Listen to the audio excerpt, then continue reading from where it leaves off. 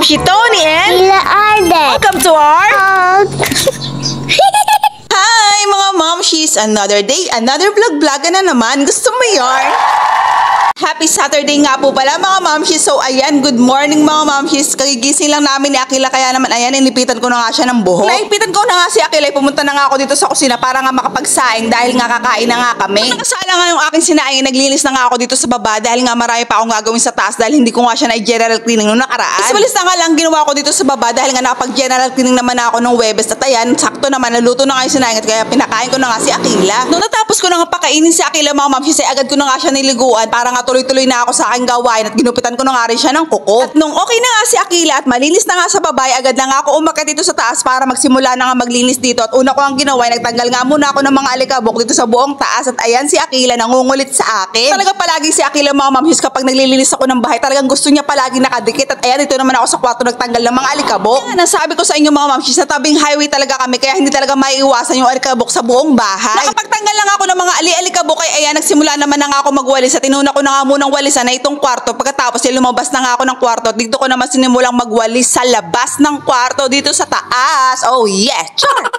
Sa mga oras na nga yan ay pinapababa ko na nga si Akila dahil kaliligo niya lang pero sobrang dami niya ng pawis dahil mga Momshies itong taas po ay parang attic po yung design. So nga lang ayaw po niya talaga bumaba dahil gusto nga raw niya dito lang daw siya sa akin. Kaya naman hinayaan ko na nga lang siya at sinabihan ko na nga lang siya huwag masyadong malikot dahil nga sobrang na yung pawis niya. At ayan mga Momshies, nagsisimula na nga ako maglampaso dito sa loob ng kwarto. Ito na nga muna ang inuna ko. Tapos ko na nga lampasuhan mga Momshies yung buong kwarto ay lumabas naman ako dito sa may labas dahil nga ito naman yung lalampasuhan ko kaya naman nagsimula na ako maglampaso dito. Sa week lang talaga ako mga Momshies nakapag-general clean dito sa taas at talaga namang malagkit na yung sahig. And what more pa, kung 2 linggo ako bago maglinis dito, talaga namang sobrang lagkit na yan sigurado. Kaya naman talaga naglalaan ako ng isang araw para malinis ko yung buong taas mga Momshies dahil nga talagang lalagkit talaga yung sahig doon kapag hinayaan ko yun. For the go! At ayan, nilaban ko na nga yung map dahil tapos ko na nga siyang gamitin at kinuha ko naman itong mga magiging sandata ko dahil lilinisin ko naman yung banyo sa taas. Kahit na nga akong umakit mga Momshies para masimulan ko na nga linisin itong banyo. Sa totoo lang mga Momshies, bihira lang talaga kami dito sa taas. Pupunta nga lang ako dito sa taas mga Momshies kapag kukuha ako ng damit dahil andito nga po yung mga damitan ko. Tapos yung mga damitan nila Akila at ni Daddy Bong ay nandun sa baba, sa kwarto namin sa baba. Kapag hindi ko pa nga matitiklop yung aking mga nilabhan ay dito ko muna sila sinasampay sa taas. Kaya na nga mga Momshies, kinukuskus ko na nga yung mga pader nitong banyo. Matagal ko nga bago malinisan itong kwarto sa taas mga Momshies dahil wala naman talagang gumagamit. Halos talaga 1 buwan bago ako makapaglinis dito. Pero yung banyo sa baba tuwing kinsenas at katapusan ay parang sahod lang for the go. Kaya na nga mga Momshies, for the kuskus na nga tayo ng inidoro. Opo, para naman malinis na rin talaga para total freshness. At ayan, kinukuskus ko na nga yung sahig nitong banyo. Malaking tulong nga nito nabili kong brush sa Unitap mga Momshies. Kasi talaga ang gamit ko yung maliit na brush na pang kuskus. Kaya lang talaga nahihirapan ako ng paupo-upo talaga. Dahil mga Momshies, kapag tapos na ako maligo, binabrush ko po talaga yung sahig ng banyo. Brush ko nga po pala mga Momshies para hindi talaga madulas yung sahig. Dahil alam nyo naman po, meron akong si Akila ay palagi rin po talaga nagbabanyo. Maya't maya rin po ang ihinong bagets ko na yun. Kapag palaging binabrush talaga yung sahig ng banyo, hindi siya madulas mga Momshies talaga. At talagang maganda yung tuyo niya. Mga Momshies, binabalawan ko na nga itong buong banyo para matanggal na nga yung mga sabon-sabon para hindi nga madulas. Kahit bihira nga kami dito at lalong wala nga gumagamit ng banyo, talagang hindi ko inahayaan na hindi ko siya malilinisan kahit minsan lang dahil baka naman pamahayaan kami ng Ghostbuster.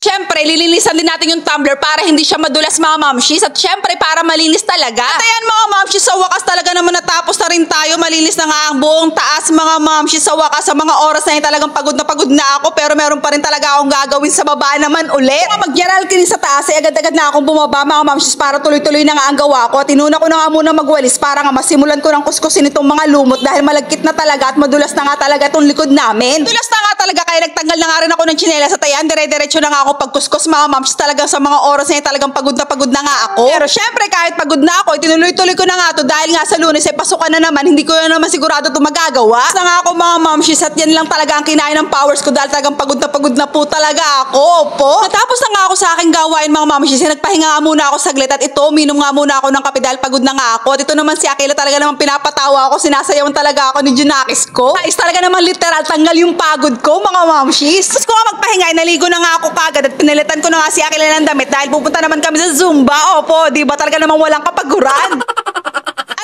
Dito na nga kami kala Ate Oya dahil dito nga kami magsusumba. At ayan, nagsusumba na nga kami with my Zumboliran family. Momshies, tapos na nga kami magsumba kaya naman nagbababay na nga si Akila sa aking mga Momshies sa Zumboliran family. So ayun lang ang aming aming napaka-busy ganap ngayong araw ng Sabado, mga mamshis. Please follow, share, react our vlogs for more upcoming videos. So, paano mga mamshis? See you on our next vlog. Maraming salamat sa panonood. Bye!